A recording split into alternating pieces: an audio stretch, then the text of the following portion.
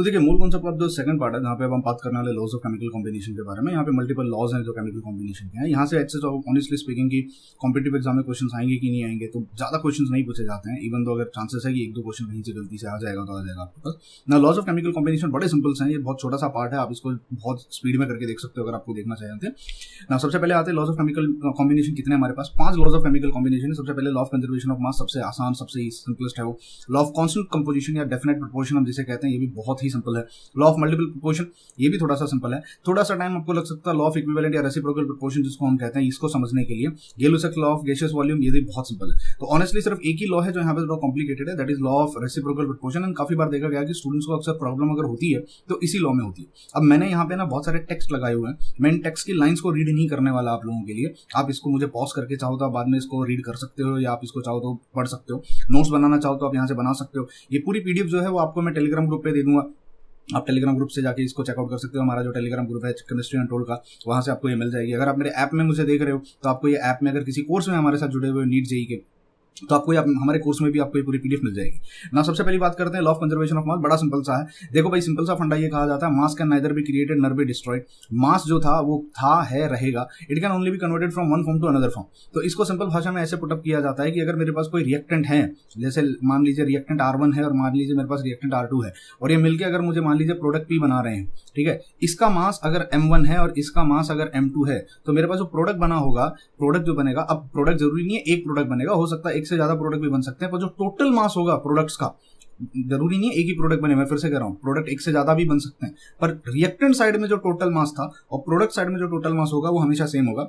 Let's say अगर एक ही product बनता है तो इसका जो मास होगा वो M1 प्लस M2 के बराबर हो जाएगा, ठीक है। यानी अगर मान लीजिए जैसे यहाँ पे कहा हुआ M प्लस N है, अगर यहाँ पे इसका मास M है और इसका मास N है, और यहाँ पे प्रोडक्ट मान लीजिए P1 प्लस प्रोडक्ट मान लीजिए P2 बनता है, और इसका मास अगर मान लीजिए X है और इसका मास मान लीजिए अगर इसका मास Y है, तो आप इनको अगर ऐड करोगे M प्लस N को, इसका जो टोटल मास हुआ होगा वो X प्लस Y के मास के बराबर होना चाहिए। एक एग्जाम्पल के तौर पर मैं आपको दे सकता हूँ, जैसे मान लीजिए अगर मेरे पास H2 है प्लस Cl2 है और ये मुझे मान लीजिए 2 टाइम HCl बनाता है। यहाँ पे हाइड्रोजन कितना ले रहा हूँ मैं। अब अगर आपको थोड़ा सा मोल कॉन्सेप्ट आता होगा, थोड़ा सा मोलार मास के बारे में अगर आपने लोगों ने पढ़ा होगा, मोल कॉन्सेप्ट एक्चुअली बाद में पढ़ाया जाता है, बट ठीक है, हमको पता है हाइड्रोजन का मोलार मास 2 होता है, ठीक है, H2 का। तो यहाँ पे ये अगर 2 ग्राम में लेता हूँ, अब क्लोरीन अगर मैं यहाँ पे ले रहा हूँ, क्लोरीन मेरे पास 71 ग्राम आ जाता है। आई हैव 71 ग्राम बिकॉज एक क्लोरीन इज 35.5 और मेरे पास 2 क्लोरीन है, तो ये 71 के बराबर हो जाएगा। तो आप अगर HCl यहाँ पे देखोगे तो आपको HCl कितना मिलेगा, आपको यहाँ पे HCl 73 ग्राम ही मिलेगा। अब देखो इस लॉ की प्रॉब्लम क्या है, यहाँ पे ये सिर्फ मास के बारे में बात करता है, इसके बारे में बात करता है, मास के बारे में। अनफॉर्चुनेटली अगर आप लेटेस्ट कॉन्सेप्ट देखो, लेटेस्ट कॉन्सेप्ट की बात करो, तो सिर्फ मास ही नहीं, क्योंकि बहुत सारे ऐसे रिएक्शंस होते हैं जिसमें प्रोडक्ट जो मिलेगा उसके अलावा हमको यहाँ पे सर्टेन अमाउंट ऑफ एनर्जी भी मिलती है। तो ऐसा मॉडिफाई किया गया कि it's not only about mass. आपका जो मॉडिफाइड लॉ होगा उसमें आप ये पढ़ते हो कि law of conservation of mass and energy. अब यहाँ ये मेंशन नहीं किया गया, बट मास एंड एनर्जी हम कहते हैं मॉडर्न कॉन्सेप्ट्स में, बिकॉज हमेशा रिएक्टेंट जब रिएक्ट करेंगे तो सिर्फ प्रोडक्ट ही बनेगा ऐसा नहीं है, कुछ सर्टेन केसेस में एनर्जी भी रिलीज होती है। स्पेशली जब आप बात करते हो न्यूक्लियर केमिस्ट्री के न्यूक्लियर रिएक्शंस के बारे में, वहाँ पे कुछ एनर्जी रिलीज होती है जिसको हम बाइंडिंग एनर्जी कहते हैं। वो एनर्जी जो कम हो जाती है, वो एनर्जी कहीं गायब हो जाती है, वो रिलीज हो जाती है, या certain amount of energy use होती है, वट एवर इट इज। तो ऐसे कहा जाता है it's not only about mass, इसमें हमको मास एंड क्या ऐड करना पड़ेगा, मास एंड एनर्जी। अब इसके ऊपर जो क्वेश्चंस आएंगे वो किस टाइप के क्वेश्चन बनेंगे, तो मैं क्वेश्चंस के लिए अलग से वीडियो सीरीज बनाने वाला हूं, जहां पे मैं सारे मोल कॉन्सेप्ट के जितने भी हमने कॉन्सेप्ट पढ़े हैं, हर कॉन्सेप्ट के एटलीस्ट 2-2 न्यूमेरिकल मैं आपको सॉल्व करके दिखाऊंगा। आप उन 2-2 न्यूमेरिकल्स का पूरा सीरीज जो आएगा, 1 शॉट सीरीज आएगा, आप उसको देख लीजिएगा। यहाँ मैं सिर्फ आपको थ्योरी समझा रहा हूँ कि थ्योरी क्या होती है। आगे बढ़ते हैं, अगला हमारा जो लॉ है वो है लॉ ऑफ कॉन्स्टेंट या डेफिनेट कंपोजिशन या प्रोपोर्शन जिसको हम कहते हैं। अब ये भी बड़ा सिंपल सा, ये कहता है अगर मान लीजिए 2 केमिकल कंपाउंड आपस में एक दूसरे के साथ कंबाइन कर रहे हैं, जैसे मान लीजिए 2 एलिमेंट हैं कार्बन और ऑक्सीजन, अगर आपके साथ कंबाइन कर रहे हैं, और अगर मान लीजिए वो एक मॉलिक्यूल बना रहे हैं CO2, जिसमें कार्बन का वेट कितना होगा, यहाँ पे कार्बन 12 ग्राम प्रेजेंट है और ऑक्सीजन यहाँ पे कितना प्रेजेंट है, एक ऑक्सीजन 16 होता है, यहाँ पे 2 ऑक्सीजन है, तो ऑक्सीजन यहाँ पे कितना हो गया, ऑक्सीजन यहाँ पे 32 ग्राम प्रेजेंट होगा, ठीक है। हम इसको पार्ट्स में बात करते हैं, ग्राम रेदर देने की कहते हैं। हम कहेंगे 12 पार्ट किसके प्रेजेंट है, कार्बन के, और 32 पार्ट किसके प्रेजेंट है, ऑक्सीजन के। तो कार्बन और ऑक्सीजन जब भी एक दूसरे के साथ कंबाइन करेंगे और अगर वो कार्बन डाइऑक्साइड बनाएंगे, तो कार्बन इज टू ऑक्सीजन का जो वेट रेशियो होगा वो हमेशा 12:32 ही रहने वाला है। अब कभी भी, अब ये carbon dioxide irrespective of its source, मतलब आप कार्बन डाइऑक्साइड को कहां से लेके आ रहे हो, आप लेबोरेटरी में बना रहे हो, या आप इसको नेचुरली कहीं से लेके आ रहे हो, या किसी दूसरे प्लेनेट से लेके आ रहे हो, इसका जो एलिमेंट का कंपोजिशन होगा, एलिमेंट का जो वेट का रेशियो होगा वो हमेशा सेम रहेगा। हाँ, यहाँ एक ट्रिकी पॉइंट क्या है, अगर आप यहाँ आइसोटोप यूज करते हो, जैसे मुझे पता है कार्बन के 2 आइसोटोप्स होते हैं, कार्बन का एक आइसोटोप होता है 12 और कार्बन का एक आइसोटोप होता है 14। अगर आपने आइसोटोप यूज कर लिया तो प्रॉब्लम है। जैसे यहाँ पे अगर मैं ये कार्बन डाइऑक्साइड है पर यहाँ पे इसका रेशियो 14:32 निकल के आएगा। अब यहाँ पे ये रेशियो क्यों चेंज हो गया, क्योंकि मैंने यहाँ पे कार्बन का क्या यूज कर लिया, आइसोटोप। तो जब तक आइसोटोप सेम है आप आइसोटोप चेंज मत कीजिएगा। आइसोटोप्स के बारे में आई होप आप लोगों को पता होगा, अगर नहीं पता होगा तो मैं एटॉमिक स्ट्रक्चर का भी एक पूरा वन शॉट बनाने वाला हूँ, पूरा जो जेईई मेंस के लिए और नीट के लिए यूजफुल होगा। आप उसमें जाके देखिएगा, आपको वहाँ पे मैंने आइसोटोप, आइसोबार वगैरह जो डिफरेंट टाइप के हमारे पास न्यूक्लियस या एटम्स होते हैं उसके बारे में मैं डिस्कस करूंगा। ठीक है, तो जब तक हमारा आइसोटोप सेम है तब तक आपका जो कंबाइनिंग रेशियो होगा उस पर्टिकुलर मॉलिक्यूल के अंदर वो हमेशा सेम रहेगा इररिस्पेक्टिव ऑफ इट्स सोर्स। अगर आप यहाँ पे रीड करने की कोशिश करो तो आपको यहाँ पे समझ में आएगा। देखो, it state that the same compound is always composed of same element combined together in the same और फिक्स प्रोपोर्शन। अगर आप सेम एलिमेंट मॉलिक्यूल लेके आते हो, कंपाउंड लेके आते हो, अगर सेम एलिमेंट्स का वो बना है तो हमेशा उसका जो कंबाइनिंग रेशियो होगा वो हमेशा सेम होगा। अब आप नीचे का दिखा हुआ ये जो सारी चीजें आप इसको रीड कर सकते हो, आपको ये समझ में आ जाएगा। बहुत सिंपल सा लॉ है। थर्ड लॉ है हमारे पास लॉ ऑफ मल्टीपल प्रोपोर्शन। अब ये थोड़ा सा डिफरेंट है। अब ये डिफरेंट किस तरीके से, देखो यहाँ पे मान लीजिए सल्फर और ऑक्सीजन एक दूसरे के साथ कंबाइन कर रहे हैं पर वो अलग अलग मल्टीपल रेशियो में कंबाइन कर सकते हैं। जैसे हमने देखा यहाँ पे कार्बन डाइऑक्साइड में कार्बन का और ऑक्सीजन का वेट रेशियो क्या है, 12:32 है। पर जरूरी नहीं है कि कार्बन और ऑक्सीजन हमेशा 12:32 के रेशियो में ही कंबाइन करेंगे, वो अलग अलग रेशियो में कंबाइन कर सकते हैं कार्बन और ऑक्सीजन।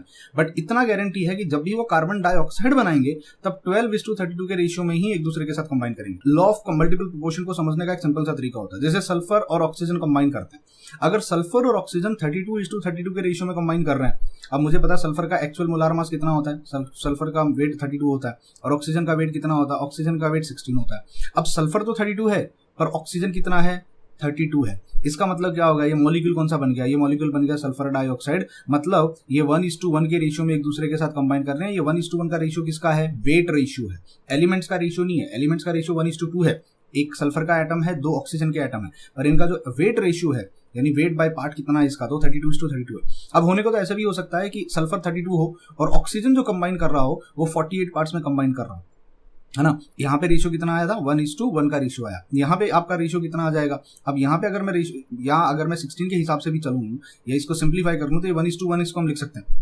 हमारा राइट। अब यहाँ पे आपका जो रेशियो आएगा वो 32:48 का है। इसका मतलब ये मॉलिक्यूल बन रहा होगा तो कौन सा बना होगा, ये SO3 बना होगा, सल्फर ट्राइऑक्साइड। सिमिलरली अगर आप हाइड्रोजन और ऑक्सीजन की बात करो तो हाइड्रोजन अगर 2 ग्राम है, ऑक्सीजन 16 ग्राम है, इसका मतलब रेशियो कितना हो गया, 1:8 का रेशियो हो गया, है ना। 1:8 के रेशियो में वो कंबाइन कर रहे हैं वेट रेशियो में। इसका मतलब मॉलिक्यूल कौन सा बना रहे होंगे, ये 16 है। ऑक्सीजन का वैसे वेट कितना होता है, ऑक्सीजन का वैसे वेट होता है 16, है ना। और हाइड्रोजन का वेट कितना होता है, हाइड्रोजन का वेट होता है 1, पर हाइड्रोजन 2 ग्राम है, मतलब डबल टाइम है, यानी क्या प्रेजेंट है, H2O प्रेजेंट है।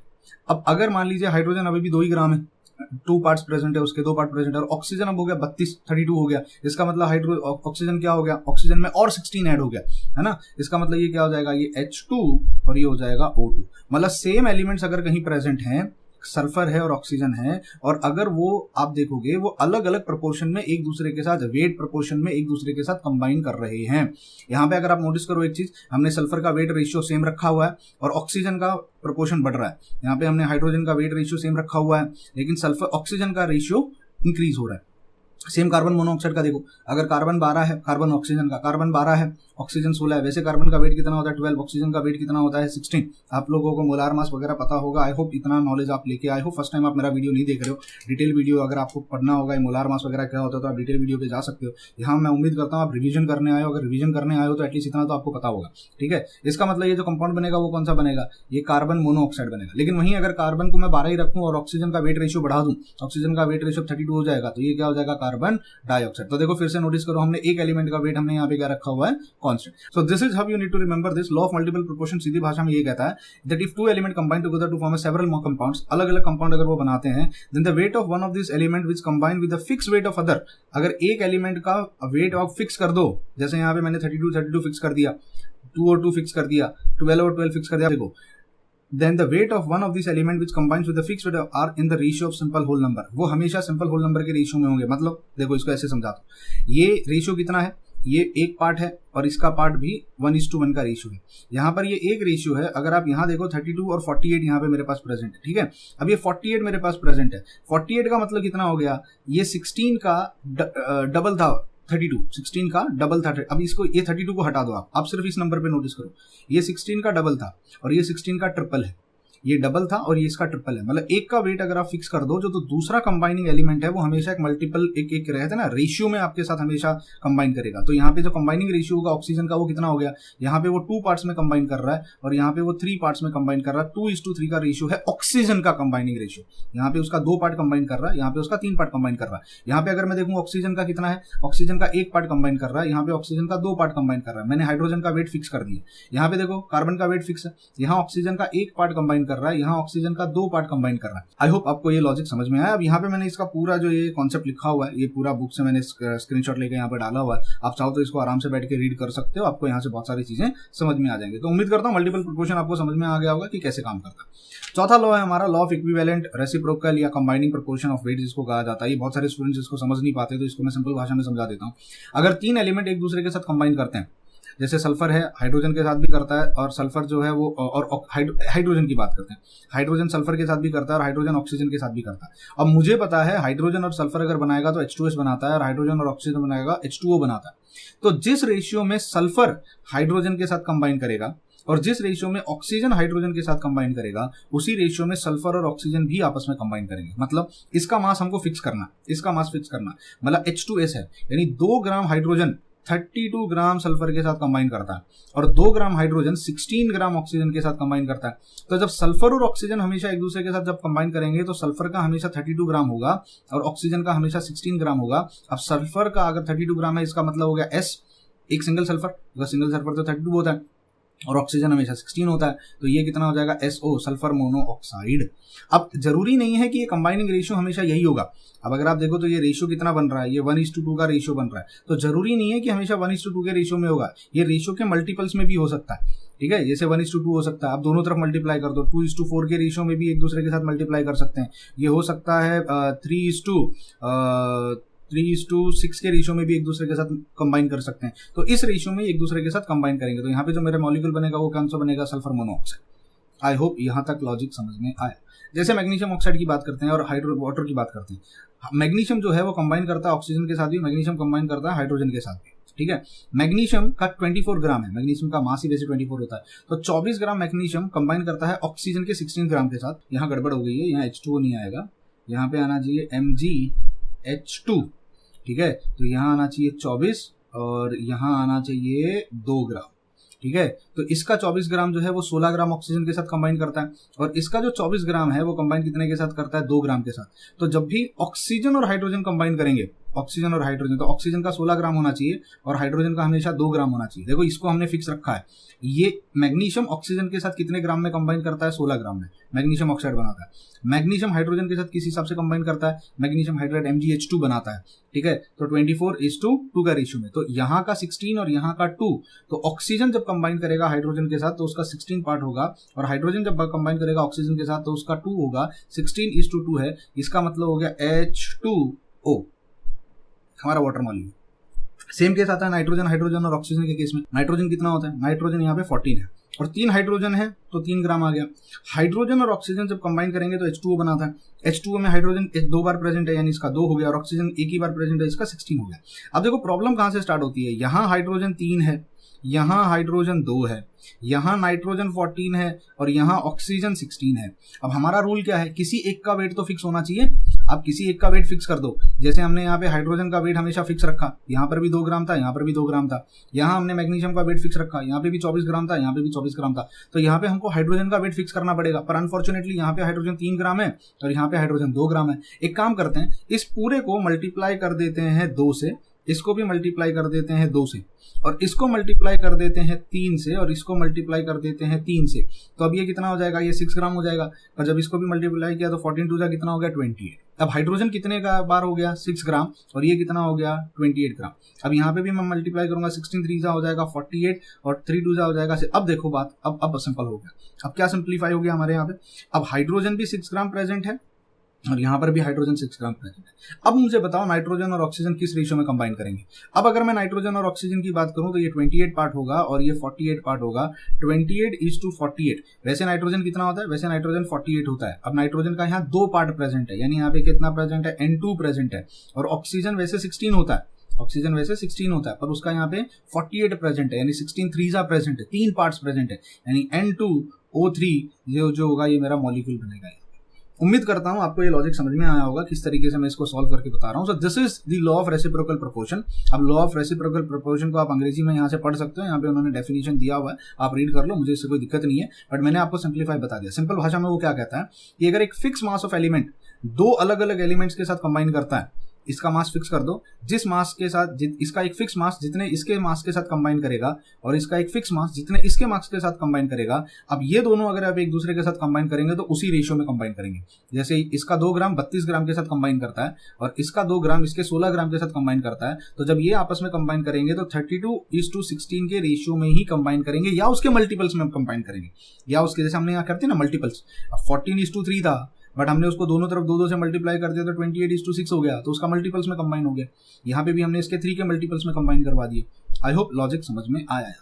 अब आता है 5वां लॉ, जिसको कहते हैं law of Gay-Lussac's law of gaseous volume. अब इसको समझने के लिए आपको थोड़ा सा मोल कॉन्सेप्ट आना चाहिए, बट अगर नहीं आता तो ठीक है, कोई इशू नहीं है, इसको समझ लो एक सिंपल भाषा में। यहाँ पे हम गैसियस वॉल्यूम्स की बात करते हैं, यानी हम उन रिएक्टेंट की बात करेंगे जो गैसेस के फॉर्म में बनते हैं। रिएक्टेंट और प्रोडक्ट दोनों गैस के फॉर्म में होना चाहिए। जैसे हाइड्रोजन है गैसियस स्टेट में, क्लोरीन है गैसियस स्टेट में, यहाँ पे HCl होता है गैसियस स्टेट में।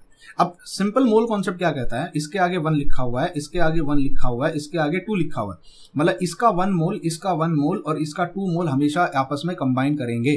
तो जब ये आपस में कंबाइन करेंगे तो ये जो मुझे मिलेगा वो 2 मोल्स मिलेगा, ठीक है। तो 1:1:2 का रेशियो है। अब ये 1:1:2 का मतलब हो गया कि कल को अगर आप इसका 1 लीटर लाते हो तो इसका भी 1 लीटर लाना पड़ेगा, तब जाके HCl 2 लीटर हमारे पास बनेगा। अब अगर आप इसको 4 लीटर लेके आते हो तो ये भी 4 लीटर लेके आना पड़ेगा, तब जाकर ये 8 लीटर बनेगा, क्योंकि कंबाइनिंग रेशियो क्या है, 1:1:2 का कंबाइनिंग रेशियो है। So it said that when gases react together, they do so in volumes which bear a simple ratio to one another and also to the volumes of the product if gaseous, all measured being under। अगर आप सबको STP conditions पे major करते हो, similar condition यानी सबकी condition अगर similar रखते हो, तो ये जिस रेशियो में कंबाइन करेंगे या तो उसके मल्टीपल्स में हो सकते हैं या उसका ये सिंपलेस्ट कंबाइनिंग रेशियो है। एक और एग्जांपल मैं इसमें दे सकता हूँ। लेट अस से मेरे पास है नाइट्रोजन प्लस मेरे पास है 3 times hydrogen and that gives you 2 times NH3। अब इसका कंबाइनिंग रेशियो क्या है, इसका कंबाइनिंग रेशियो 1:3:2 का कंबाइनिंग रेशियो। इसका स्टोकियोमेट्री देख लो आगे क्या लिखा हुआ है, इसके आगे 1 लिखा हुआ है, इसके आगे 3 है, इसके आगे 2 है, मतलब जब, और ये गैसेस में होने चाहिए, they should be all present in gaseous state. अब ये जब भी आपस में एक दूसरे के साथ कंबाइन करेंगे, अगर इसका 1 लीटर है तो इसका 3 लीटर लेना पड़ेगा, तब जाके अमोनिया 2 लीटर बनेगा। अब ये कैसे काम आएगा हमको न्यूमेरिकल सॉल्व करने में। अगर आपको यहाँ से कॉन्सेप्ट समझ में आ गया तो न्यूमेरिकल का वेट कीजिए, अगले वीडियो में अगला जो मेरा वीडियो आएगा मूल कॉन्सेप्ट का, that will be I will be solving the numericals on हर कॉन्सेप्ट का 2 न्यूमेरिकल मैं आपको सॉल्व करके बता दूंगा, तो वो भी 1 शॉट हो जाएगा। Only numericals of mole concept in 1 shot. आपको उसमें समझ में आ जाएगा कि किस हिसाब से मैंने इन कॉन्सेप्ट्स को वहां पे अप्लाई किया। फिलहाल आप ये सारे नोट डाउन करके रख लीजिए चीजों को कि कैसे गैसियस लॉ, गे-लुसैक्स लॉ को हम यहाँ पे अप्लाई करते हैं। आप चाहो तो न्यूमेरिकल्स के लिए जगह छोड़ के रख सकते हो अपने नोट्स में, मुझे कोई दिक्कत नहीं है, आपको वहां पे काम आएगी, आप वहां पे जाके फिर इनको नोट डाउन कर सकते हैं। अब आते हैं 6वें लॉ में, that is Dalton's atomic theory. अब ये बहुत सिंपल है, ये तो आप 9th-10th स्टैंडर्ड से पढ़ते आ रहे हो कि Dalton sir was the first person जिन्होंने एटम्स के बारे में कुछ बताना स्टार्ट किया था कि एटम क्या होता है। अब ये तो आप एटॉमिक स्ट्रक्चर में भी पढ़ोगे डिटेल में, यहाँ पे इसको डिस्कस करके कोई फायदा नहीं है, क्योंकि एंट्रेंस एग्जाम में डाल्टन्स एटॉमिक थ्योरी पे कोई क्वेश्चन पूछने वाला नहीं है। That's nobody going to ask you question. Question बन सकते हैं, हो सकता है गैसियस वॉल्यूम्स पे इस पे क्वेश्चन बन जाए, क्वेश्चन इस पे आ सकता है आने के लिए, हो सकता है इस पे क्वेश्चन बन जाए, मल्टीपल प्रोपोर्शन पे क्वेश्चन बन सकता है, कांस्टेंट प्रोपोर्शन पे क्वेश्चन बन सकता है, conservation of mass and energy पे तो मुझे नहीं लगता कभी चांसेस है क्वेश्चन कोई गलती से बनेगा। बन गया होगा तो पास्ट में हो सकता है बन गया होगा, बट ज्यादा चांसेस नहीं है इसके ऊपर बनने का। पर ये जो 3 लॉ है बाकी के, इनके ऊपर क्वेश्चन बन सकते हैं। तो एक ये भी है, चौथा लॉ ये भी याद रख लेना। अब डाल्टन एटॉमिक थ्योरी बड़ी सिंपल सी है। डाल्टन सर ने एटम को इमेजिन कैसे किया था, डाल्टन सर ने एटम को इमेजिन किया था एक इनडिस्ट्रक्टिव बॉल के केस में। एक इनडिस्ट्रक्टिव इनडिविजिबल बॉल होती है जिसको काटा नहीं जा सकता, जो कि लास्ट एंड फाइनल होती है। Atoms can neither be created nor be destroyed. Atoms जो होते हैं वो जब रिएक्शन होता है तो सिर्फ एक पोजीशन चेंज करते हैं, इंटरचेंज हो जाते हैं। तो ये सारी जो चीजें हैं ये यहाँ पे लिखी हुई हैं, मैं इनको रीड नहीं करना चाहता, बिकॉज ये इतना बहुत यूजफुल कॉन्सेप्ट या बहुत यूजफुल टॉपिक नहीं है एंट्रेंस एग्जाम के लिए। मैं एंट्रेंस की बात कर रहा हूँ तो जेई नीट और सीईटी, मैं तीनों कॉम्पिटेटिव एग्जाम्स की बात कर रहा हूँ, ठीक है। क्योंकि एंट्रेंस में जो क्वेश्चन आते हैं आपको भी पता है किस तरीके के क्वेश्चन आते हैं, इतने सिंपल क्वेश्चन कभी कोई पूछेगा नहीं। लिमिटेशंस भी यहाँ पे दी हुई हैं, लिमिटेशंस आती है, हमको पता है डाल्टन सर का जो कॉन्सेप्ट मॉडल है ये फ्लॉप है, ये रॉन्ग है। इसके बाद हमारे पास जे थॉमसन का मॉडल आया, रदरफोर्ड का मॉडल आया, फिर मॉडर्न नील बोहर का मॉडल आया हमारे पास। उसके बाद हमारे पास अभी क्वांटम का मॉडल है जिसमें ऑर्बिटल्स के बारे में, एसपीडीएफ के बारे में हम डिस्कस करते हैं। तो अगर आप रिवीजन करने आए हो तो आप ये समझ के रहोगे कि ये टॉपिक इतना इंपॉर्टेंट नहीं है, आपको ये ऑलरेडी आता है, ये क्या क्या था, ये पूरा थ्योरी आप यहाँ पे पढ़ सकते हो, यहाँ पे पूरा लिखा हुआ है। तो इस तरीके से आपका पार्ट 2 खत्म होता है। ये जो पार्ट 2 था ये सिर्फ लॉज के बारे में था, बड़ा सिंपल सा टॉपिक है ये, इसको फटाफट रिवाइज कर लो, आप मुझे कितने भी स्पीड पे देख सकते हो। इसके अगला वाला जो पार्ट होगा वो टाइम लेगा, that will B time consuming हो सकता है, उसमें सबसे ज्यादा मैं टाइम लूँ इस वीडियो में, and that is going to be a mole concept, जिसमें मैं थोड़ा सा टाइम लूंगा और चीजों को थोड़ा अच्छे से डिटेल में एक्सप्लेन करूंगा कि चीजें कहाँ से आई, कैसे आई, ठीक है। उसमें ये सारे टॉपिक्स हम कवर कर रहे हैं। तो स्टार्ट करते हैं पार्ट 3 यहाँ पे।